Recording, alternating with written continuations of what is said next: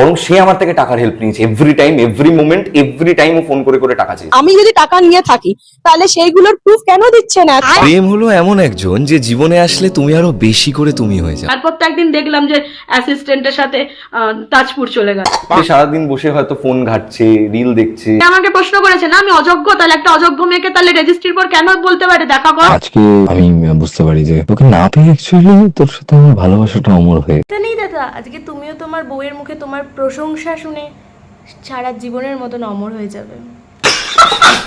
Hello guys, welcome back to my YouTube channel. তো তোমরা সবাই কেমন আছো? আশা করি তোমরা সবাই খুব ভালো আছো। কি ভালো আছো তো? তো কি খবর, কেমন আছো? ব্যাপারটা দা আপনি যে কিন্তু আপনি আদেও ভালো আছেন তো? কারণ বাজারে আপনাকে নিয়ে যা চলছে তাতে তো খুব একটা ভালো থাকার কথাই না। দিনের পর দিন এই মেয়ে ওই মেয়ে, এই মেয়ে ওই অ্যাসিস্ট্যান্টের সাথে সে তাজপুর ঘুরে বেড়ালো, তাজপুরে যাচ্ছে। সিম্প্যাথি গেইন করা আর কাজে নিজেকে আবদ্ধ করা দুটো সম্পূর্ণ আলাদা। আমাকে লোকেদের থেকে শিখতে হবে, সারাক্ষণ আমাকে এর থেকে শিখতে হবে, ওর থেকে শিখতে হবে, এটা ছিল সম্পর্ক।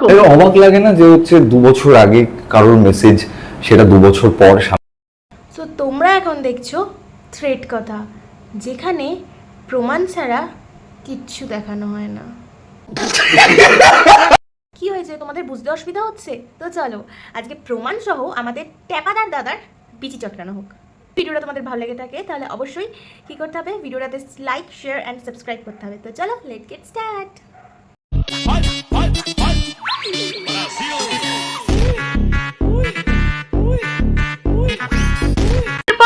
দিনের পর দিন এই মেয়ে ওই মেয়ে, এই মেয়ে। ব্যাপারটা হচ্ছে কিছুদিন আগে টপাদারের বউ একটা ভিডিও পোস্ট করে, একটা লেখা পোস্ট করে ফেসবুকে। তো সেইখানে সে ইনডাইরেক্টলি টপাদারের এক্সকে নিয়ে একটা খুচুনি মেরে কথা বলে। সেটা শুধুমাত্র প্রিয়াঙ্কা বাদ দিয়ে সবাই বুঝে গেছে যে এই কথাটা কাকে নিয়ে হচ্ছে।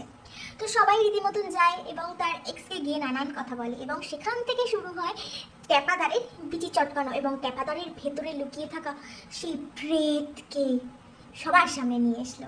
বেঁচেছি, লড়াই করেছি, আর আজকে এখানে মাথা উঁচু করে রয়েছি, তাই জন্য আমাকে পোক করা যায়। আর সেখান থেকেই শুরু হয় হচ্ছে এত বড় একটা কন্ট্রোভার্সি।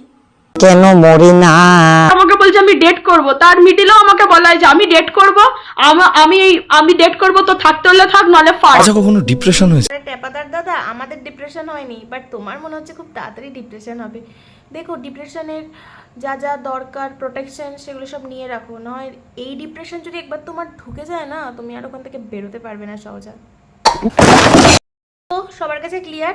তো চলো এবার আমাদের ট্যাপাদারের পার্সোনাল লাইফের কিছু ভৌতিক কাহিনী একটু শোনা যাক। চলো।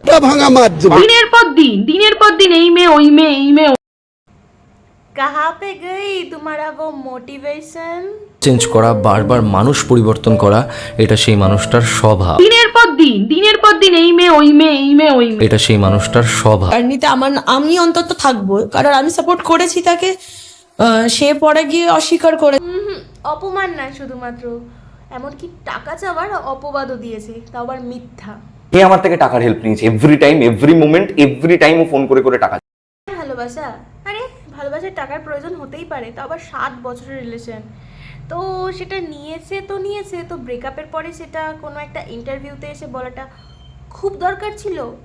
Motivational speaker mister Tapadar. বরং সে আমার থেকে টাকার হেল্প নিয়েছে every time, every moment, every time. Priyanka বৌদি, তুমি কিন্তু সামলে থেকো। আজ এর ব্রেকআপ হয়েছে বলে এরকম ভাবে কাদা ছিটাচ্ছে, তোমাকেও না কোন দিন এরকম কাদা ছিটায়। সে আমার থেকে টাকার হেল্প নিয়েছে এভরি টাইম, এভরি মোমেন্ট। কিন্তু অন্তরা দি তো বলছে অন্য কথা। টাকা নিয়েছি, আমার থেকে যদি আমি যদি টাকা নিয়ে থাকি তাহলে সেইগুলোর প্রুফ কেন দিচ্ছে না? এতদিন কেন টাইম লেগে? আরে প্রমাণটা থাকবে কি করে? এরা তো স্ক্রিপ্ট লেখে, তো বুঝতেই পারছো স্ক্রিপ্ট লিখতে, ওটার ওপর নাটক করতে, শ্যুট করতে তো অনেক টাইম লাগে, তাই না? ওই জন্যই আর কি এখনো পর্যন্ত প্রমাণের স্ক্রিপ্টটা এখনো পর্যন্ত লেখেনি। একটু টাইম দাও, ঠিক দিয়ে দেবে। আজ থেকে যদি বলি, আমাদের সম্পর্কটাতে সমস্যা শুরু হয় দাদাগিরির পর থেকে। আর মনে হয় যে সে স্টার মানুষ, তার পাশে কোনো একটা ইনফ্লুয়েন্সারকেই। এই দাদাগিরি, এই জি বাংলাটাই হচ্ছে 1 নম্বরের শয়তানের জেরা। এর জন্য প্রত্যেকটা সম্পর্ক থেকে শুরু করে এই বিষয় নিয়ে নয় পরে কোনোদিন আলোচনা করব।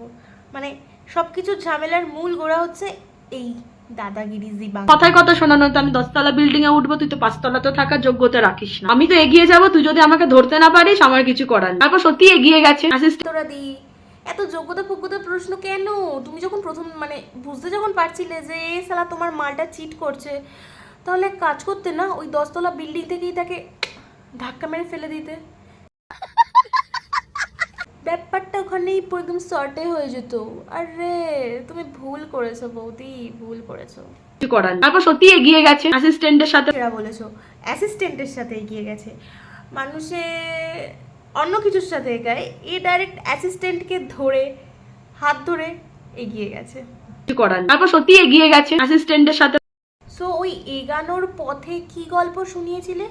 প্রেত কথার গল্প? না মানে তোমার তো পেটে তুচারপাত্র পড়লে তো তুমি আবার রোম্যান্টিক কথাও তো নিজের এক্সকে শোনাতে পারো, তাই আর কি বলছিলাম, আর কোনো ব্যাপার না। অ্যাকচুয়ালি তোর সাথে আমার ভালোবাসাটা অমর হয়ে গেছে। আমি কেন মরি না? তারপর তো একদিন দেখলাম যে অ্যাসিস্ট্যান্টের সাথে তাজপুর চলে গেল, তাজপুরের ফটো দেখলাম। তাহলে এসেছিলাম যে আমাদের সম্পর্ক নেই, বলে দাও সোশ্যাল মিডিয়াতে, সবার জানা উচিত যে আমরা বেরিয়ে এসেছি। কিন্তু বলেনি, সে আমাকে উত্তরে এটা দিয়েছিল, আজকে তোর সাথে ছবি দিয়েছি মানুষ তাই তোকে চেনে। অন্তরা দেখে ওই তো অন্তরাকে, আরে তোমার যখন পাশে কেউ ছিল না না, তখন ওই অন্তরাই ছিল। আর তুমি আজ এত কিছু পাওয়ার পর সেই অন্তরাকেই ভুলে গেলে। ছি দাদা, তোমার লজ্জা হওয়া দরকার, লজ্জা হওয়া দরকার। এদিকে মানুষ দিয়ে বেড়াও আর এদিকে নিজের জ্ঞানের ভান্ডারই পুরো ফাঁকা। এটা তো কিছু চাইও নি তোমার কাছ থেকে, শুধু চেয়েছিল যে ব্রেকআপের কথাটা যাতে সবাই জেনে যায়। কারণ একটা ছেলেদেরকে অতটা সাফাই দিতে হয় না যতটা একটা মেয়েদেরকে সাফার করতে হয় এইসবের পর থেকে। তোমার তো এইটুকু বোঝা উচিত ছিল। ট্যাপাদারদা, তুমি না এদিকে মোটিভেশনাল স্পিকার, উত্তরে এটা দিয়েছিল, আজকে তোর সাথে ছবি দিয়েছি মানুষ তাই তোকে চেনে। অন্তরা দেখে কালকে যখন তোর সাথে ছবি আপলোড করব না, তখন সবাই ভুলে আল্লাহ হনুমান মুখ। আবার কেন 10,000 বার বলবো হ্যাঁ মেয়েদের সাথে কথা বলতো, সম্পর্কে থাকাকালীন মেয়েদেরকে প্রতিশ্রুতি দেওয়া, কাউকে নাচ শেখা না, আমি ভালোই নাচ করতে পারি, চল একদিন নাচ করি, চল একদিন ডেটে যাই, আমার বাড়িতে একটা ছোট্ট জিম সেটআপ আছে, এখানটায় আসো, বেশি তো দূর না, এগুলোকে কোন টোন বলা? দিদি তুমি বুঝতে পারছো না, ব্যাপারটা হচ্ছে একটু একা একা ফিল করতো, তো জিমে একা যাবে, ডান্স করবে একা, তাই একটা সঙ্গী খুঁজতো, ওটাই আর কি, ওর থেকে বেশি কিছু না। কেন মরি না? এখানেই শেষ না, এ আবার নাকি মদ খেয়ে এঙ্গেজমেন্টের দিন রাতের বেলা তার এক্সকে কিছু ভয়েস মেসেজ করে, সেগুলো একবার শুনে নাও। কাটানো লাস্টের দিকে সময়গুলো আমার ভালো ছিল না, কিন্তু আজকে আমি বুঝতে পারি যে তোকে না পেয়ে অ্যাকচুয়ালি তোর সাথে আমার ভালোবাসাটা অমর হয়ে গেছে। অ্যাকচুয়ালি তোর সাথে আমার ভালোবাসাটা অমর হয়ে গেছে, তোকে পাইনি তাই তোর প্রতি যে অনুভূতিটা ছিল সেটা আরো স্ট্রং হয়ে গেছে। বৌদি শুধু একবার জানুক না জানুক, তোমার শক্ত জিনিস কিভাবে গোলাতে হয় সেটা বৌদি না খুব ভালোভাবে জানে। দেখো আবার ড্রেনে না ফেলে দেয় গলিয়ে। মানে আমার যে লিগ্যাল ওয়াইফ, তাকে যেরকম জায়গা দিই, তাকে যেরকম সম্মান দিই, আমি তোকেও কোনো অংশে কারোর কাছে কোনো জায়গায় ছোট করি না। আমার থেকে টাকার হেল্প নিয়েছে এভরি টাইম এভরি মোমেন্ট। কোনো জায়গায় ছোট করি না। আমি কেন মরি না? ভালোবাসা, কাউকে চাওয়া, কারোর ভালো চাওয়া, এটা তো পুরোটাই ভিতরের ব্যাপার না, এটা বাইরে 10 জায়গায় প্রকাশ করার কোনো প্রয়োজন নেই।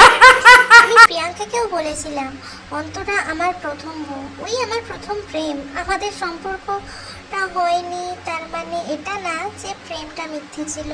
তো রিপ্লাই এর আবার আসে হ্যাঁ, ওকে আমি যদি বলি যে তুমি আমার দ্বিতীয় সংসার বাবা, আর এটা মানে বুঝতে হবে না টিউবলাইট বাবা, ভাবতে পারি না। হ্যাঁ এটাই সত্যি, অ্যাপ্রোচ অনেক পাই, ওইসবে যাস না, একদম বরের সাথে বা আমার সাথে করবি।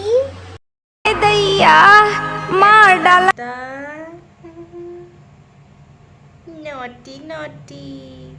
আমার অবাক লাগে না যে হচ্ছে 2 বছর আগে কারোর মেসেজ সেটা 2 বছর পর সামনে আসে। সমস্ত মেসেজ আমি মানে আমার কাছে নেই, আর মেসেজগুলো আমি রাখিনি সেই মেসেজগুলোকে। তার কারণটা হচ্ছে আমার আর সেটার প্রয়োজনীয়তা নেই। নিজেকে সান্ত্বনা কেন কেন দিচ্ছ?